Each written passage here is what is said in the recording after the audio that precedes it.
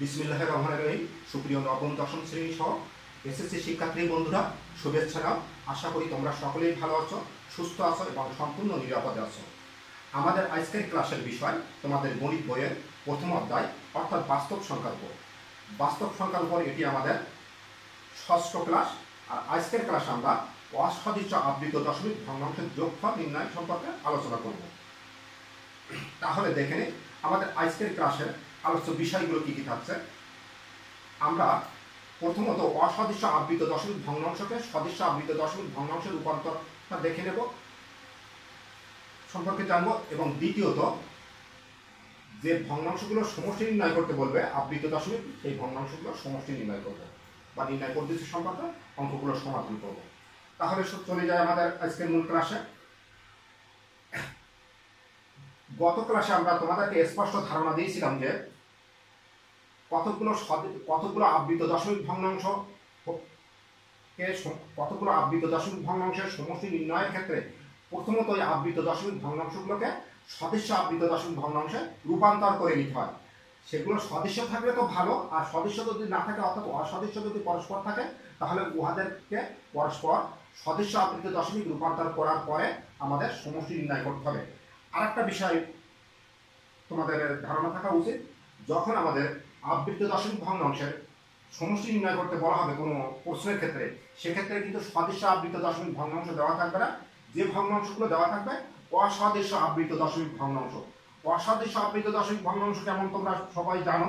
যেমন আমরা কয়েকটি আবৃত দশমিক ভগ্নাংশ লিখি, যেমন 2.3125 একটা আবৃত দশমিক ভগ্নাংশ লিখলাম। আর একটা লিখলাম 12.326, হয়তো আরো একটা লিখলাম 7.22। এই যে তিনটি আবৃত দশমিক ভগ্নাংশ আমরা এখানে লিখছি, এই তিনটি আবৃত দশমিক ভগ্নাংশ কিন্তু পরস্পর অসদৃশ্য। কারণ প্রথমটি দশমিক অংশের অনাবৃত অংশ একটি, দুইটি, দ্বিতীয়টির একটি, তৃতীয়টি কোনো নেই, অর্থাৎ এখানে অসদৃশ্য হয়ে যাচ্ছে। আবৃত অংশের দুইটি এবং একটি, অর্থাৎ এই ভগ্নাংশ তিনটিকে আমরা পরস্পর অসদৃশ্য আবৃত দশমিক ভগ্নাংশ বলছি। এই ধরনের ভগ্নাংশকে যখন আমরা সমষ্টি নির্ণয় করবো এই তিনটে ভগ্নাংশের, তখন এগুলোকে প্রথমত কি করে নিতে হবে, আমাদের সদৃশ্য আবৃত দশমিক ভগ্নাংশে রূপান্তর করে নিতে হবে। আমরা যদি এই তিনটি ভগ্নাংশকে সদৃশ্য রূপান্তর করার চেষ্টা করতাম, তাহলে আমাদের প্রথমত দশমিক অংশগুলোকে পর্যবেক্ষণ করতে হতো। প্রথমটার দশমিক অংশে অনাবৃত অঙ্ক সংখ্যা দুইটি, দ্বিতীয়টির একটি, তৃতীয়টির কোনো নেই। তাহলে প্রথমটার একটি, প্রথমটার দুইটি, দ্বিতীয়টার একটি এবং তৃতীয়টার কোনো নেই। তাহলে সবচেয়ে বেশি সংখ্যা কত আছে? 2। অনাবৃত অংশের বেশি সংখ্যা আছে 2টি। আর আবৃত অংশের প্রথমটির 2টি, দ্বিতীয়টির 2টি, তৃতীয়টির একটি। 2 2 1 1 2 2 1। এই 2 2 1 এর লসাগু আছে 4। অর্থাৎ এই তিনটি ভগ্নাংশকে যখন আমরা সদৃশ্য আবৃত দশমিক ভগ্নাংশে রূপান্তর করব, তখন প্রত্যেকটি ভগ্নাংশে দশমিক অংশে অনাবৃত অঙ্ক হবে 2টি এবং আবৃত অঙ্ক থাকবে 4টি, অর্থাৎ মোট অঙ্ক থাকবে 6টি। তাহলে কয়টা হবে? 3 1 2 5 2 5 2 5। তাহলে অনাবৃত কত থাকবে? 2টি, তারপর 6টি, এই যে সরি 4টি, তাহলে মোট 6টি। তারপরেরটা দেখি আমরা এখানে 2 পয়েন্ট আছে, 2 পয়েন্ট, এখানে 12 পয়েন্ট, 326, 326, তারপর 262, 6টি নেবো, 1 2 3 4 5 6, 2টি অনাবৃত রেখে 4টিকে আবৃত করে দেব। তৃতীয়টি আচ্ছা 7 পয়েন্ট, মোট থাকবে 6টি, 1 2 3 4 5 6, 2টি অনাবৃত রেখে 4টিকে আবৃত। তাহলে দেখো আমরা খুব সহজেই এই তিনটি অসদৃশ্য আবৃত দশমিক ভগ্নাংশের সাথে সদৃশ্য আবৃত দশমিক ভগ্নাংশে রূপান্তর করতে পারছি। এরপরে আমরা সমষ্টি নির্ণয় করতে পারবো। তাহলে আমরা আমাদের মূল আলোচনার বিষয়ে চলে যাই। আমাদের আলোচনার বিষয়ে আমরা অসদৃশ্য আবৃত দশমিক ভগ্নাংশকে প্রথমত সদৃশ্য আবৃত দশমিক ভগ্নাংশে রূপান্তর করব, তারপরে সমষ্টি নির্ণয় করব। আমরা এখানে অসদৃশ্য আবৃত দশমিক ভগ্নাংশ তিনটি ভগ্নাংশ নেওয়া হয়েছে। এদেরকে আমাদের বলা হচ্ছে ভগ্নাংশ তিনটির যোগফল নির্ণয় করো। আমরা প্রথম, দ্বিতীয় এবং তৃতীয় এই আবৃত দশমিক ভগ্নাংশ তিনটি দশমিক অংশ পর্যবেক্ষণ করলে আমরা পাচ্ছি কি দেখো, আমরা আলোচনায় যেটা রাখছি সেটা নিয়ে আসি। এই ভগ্নাংশ তিনটি দেখো, ভগ্নাংশ তিনটির দশমিক অংশে অনাবৃত অংশের অঙ্ক সংখ্যা যথাক্রমে একটি, একটি এবং দুইটি। আচ্ছা কয়টি? এক, এক এবং দুই। যার মধ্যে অঙ্ক সংখ্যা সবচেয়ে বেশি আছে দুইবার। সবচেয়ে বেশি আছে কয়বার? দুইবার আছে। আর এই দশমিক ভগ্নাংশ হলো দশমিক অংশের আবৃত অঙ্ক সংখ্যা যথাক্রমে প্রথমটিতে আছে একটি, দ্বিতীয়টিতে আছে তিনটি এবং তৃতীয়টিতে আছে দুইটি। এবং আবৃত অংশের অঙ্ক সংখ্যা যথাক্রমে 1, 3 ও 2, যাদের লসাগু হচ্ছে 6, যাদের লসাগু হচ্ছে 6। আর তোমরা এটা জানো অসদৃশ্য আবৃত দশমিক ভগ্নাংশের দশমিক অংশের অনাবৃত অঙ্ক সংখ্যা হবে সবচেয়ে বেশি যতবার আছে ততবার, তাহলে বেশি আছে দুইবার, দুইটি হবে। আর আবৃত অংশের অঙ্ক সংখ্যা হবে সব দশমিক অংশের অঙ্কগুলো লসাগু আছে 6। তাহলে আমরা এই তিনটি ভগ্নাংশকে যখন সদৃশ্য আবৃত দশমিক ভগ্নাংশে রূপান্তর করব, প্রথম, দ্বিতীয় এবং তিনটিকে পরস্পর সদৃশ্য আবৃত দশমিক ভগ্নাংশে রূপান্তর করব, তখন প্রতিটি ভগ্নাংশে দশমিক অংশে অনাবৃত অংশ থাকবে 2টি আর আবৃত অংশ থাকবে 6টি। ক্লিয়ার? তাহলে আমাদের বিষয়টা আমরা একটু দেখে নেই। দেখো, তাই সংখ্যাগুলোর সদৃশ্য আবৃত দশমিক ভগ্নাংশের প্রতিটি দশমিক অংশে অনাবৃত অংশের অঙ্ক সংখ্যা হবে 2টি এবং আবৃত অংশের অঙ্ক সংখ্যা হবে 6টি। ক্লিয়ার? মনে হয় তোমাদের সমস্যা থাকার কথা না। তাহলে আমরা পরবর্তী চলে যাই। এখানে আমরা এই প্রথম তিনটি যে ভগ্নাংশ ছিল, আমরা সরাসরি যদি আমরা কিন্তু আমাদের ধারণা কিন্তু আমরা পেয়ে গেছি। কি থাকবে? মোট 2টি অনাবৃত থাকবে, 6টি আবৃত থাকবে, মোট 8টি। তাহলে আমাদের 3 দশমিক তারপর কত হচ্ছে 5, তারপর 2, তাহলে মোট হবে 8টি। 2, 3, 4, 5, 6, 7, 8। 2টি থাকবে অনাবৃত আর 6টি থাকবে আবৃত। 1, 2, 3, 4, 5, 6। দ্বিতীয়টি দেখো, এখানেও তাই থাকবে 6.4 7, 4, 3, 7, 4, 3, এরপরে আসবে আবার 7। 1, 2, 3, 4, 5, 6, 7, 8, 2টি অনাবৃত আর 6টি, 2টি অনাবৃত 6টি আবৃত। তৃতীয়টি কত?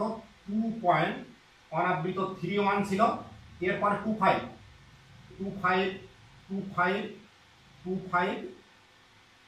অনাবৃত থাকবে 2টি, আবৃত থাকবে 6টি। 1, 2, 3, 4, 5, 6। 1, 2, 3, 4। তাহলে দেখো, আমরা আমাদের সেই নিয়ম অনুসারে আমাদের প্রদত্ত তিনটি ভগ্নাংশকে আমরা সদৃশ্য আবৃত দশমিক ভগ্নাংশে রূপান্তর করে ফেলাম। দেখো, প্রত্যেকটি ক্ষেত্রে 2টি অনাবৃত, 2টি অনাবৃত, 2টি অনাবৃত, আবৃত 1টা, 2টা, 3টা, 4টা, 5টা, 6টা, 6টি আবৃত, 6টি আবৃত, 6টি আবৃত।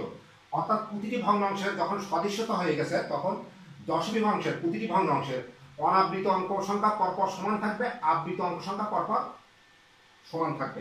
তাহলে আমাদের এভাবে আমরা অসদৃশ্য আবৃত দশমিক ভগ্নাংশকে খুব সহজে আমরা সদৃশ্য আবৃত দশমিক ভগ্নাংশে রূপান্তর করবো, এরপরে সমষ্টি নির্ণয় করবো। তাহলে আমরা দেখি আমাদের অঙ্কগুলো কিভাবে যোগফল নির্ণয় করতে হবে।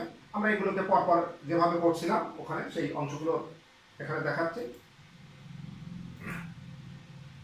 এই যে এবার আমরা সমষ্টি নির্ণয় করবো, যোগফল। তা যোগফল নির্ণয় করতে গেলে একটা দাগ দিয়ে দিলাম।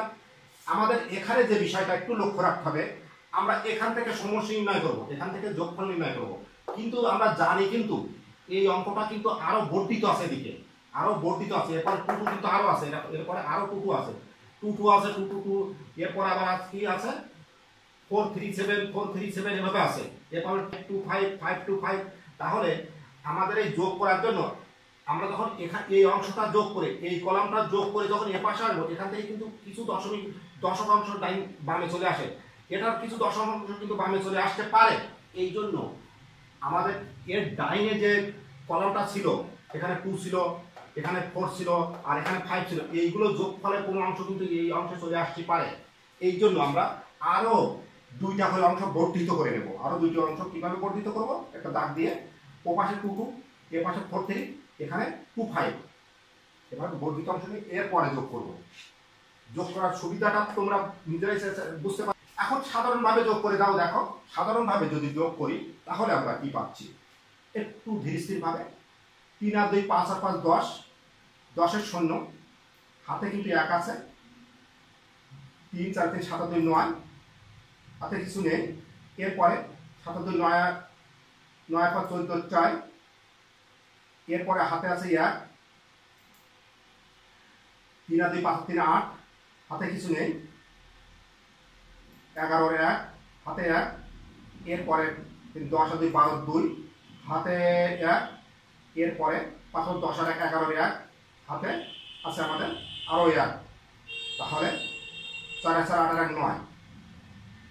এর পরবর্তীতে আমরা এ পাশে আবার যোগ করছি, হাতে কিছু নেই। 7 3 10 শূন্য, হাতে 1, 5 10 3 13 3, হাতে কিন্তু 1 আছে। এই 6 10 আর 2 12, আমরা দশমিক এখানে দিয়ে দিলাম। আমাদের পৌনমূলিক যেখানে ছিল সেখানে স্থির করলাম। তাহলে এইটাই কিন্তু আমাদের সমষ্টি, এইটাই কিন্তু আমাদের সমষ্টি। তাহলে সমষ্টি চলে আসছে আমাদের। এভাবে আমরা সমষ্টিটা নির্ণয় করতে পারবো খুব সহজে। তাহলে বুঝতে পারছো, আমরা যখন অসদৃশ্য আবৃত দশমিক ভগ্নাংশগুলোর সমষ্টি নির্ণয় করব, তখন ওই ভগ্নাংশগুলোকে পর্যায়ক্রমে সদৃশ্য আবৃত দশমিক ভগ্নাংশ ঠিক এভাবে রূপান্তর করে নেব।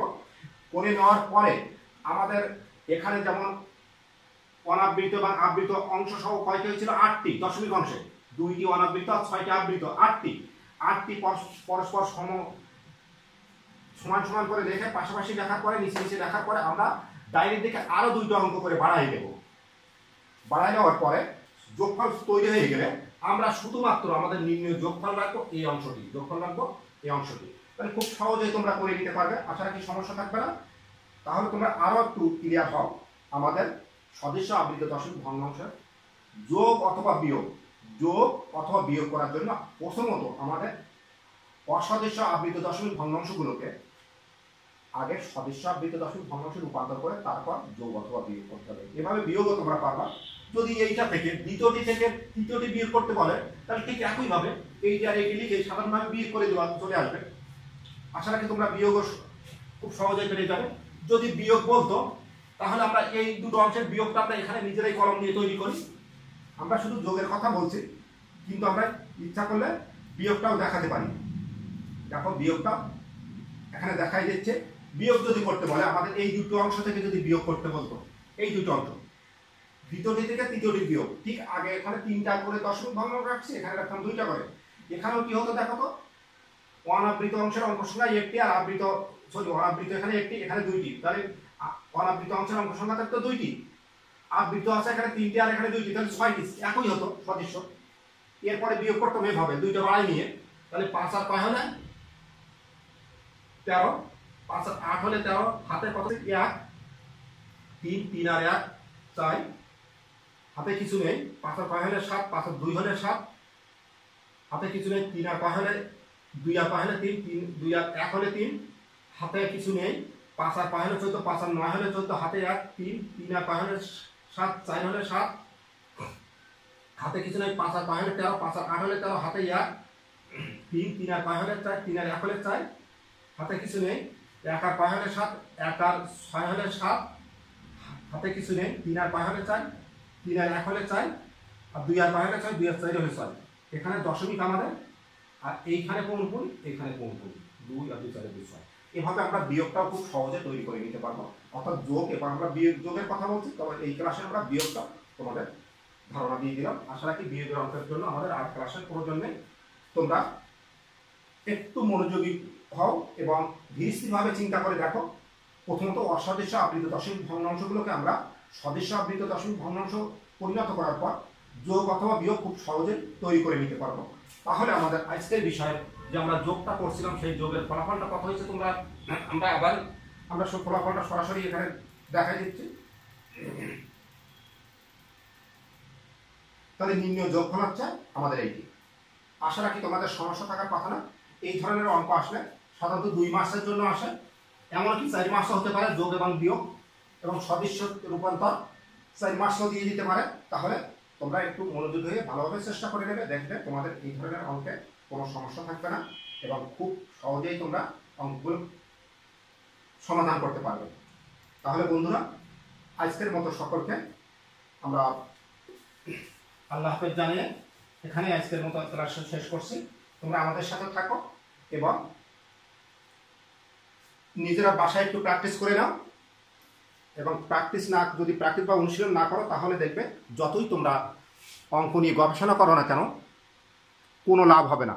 প্রথম কাজ হচ্ছে তোমাদেরকে বেশি বেশি প্র্যাকটিস করতে হবে, বেশি বেশি অনুশীলন করতে হবে, এবং একই ধরনের অঙ্ক বিভিন্ন বই দেখে অনুশীলন করে মনে রাখার চেষ্টা করতে হবে। সকলকে আজকের মতো আল্লাহ হাফেজ, সকলেই সুস্থ থাকো।